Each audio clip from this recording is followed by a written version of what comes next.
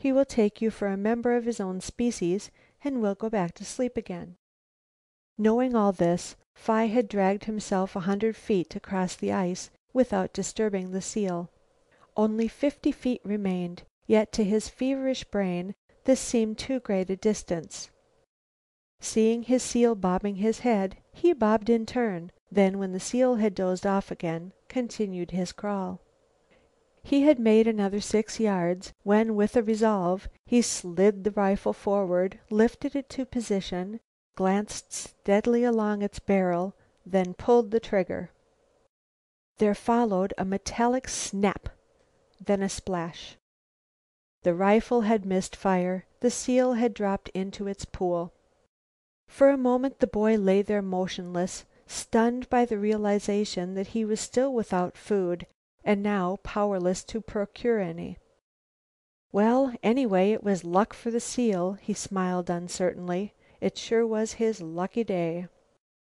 Rising unsteadily, he put 2 fingers to his mouth and uttered a shrill whistle.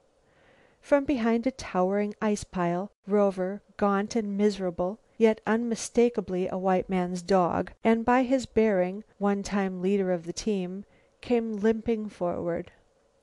"Well," the boy said, petting the dog, "it's hard luck, but we don't eat.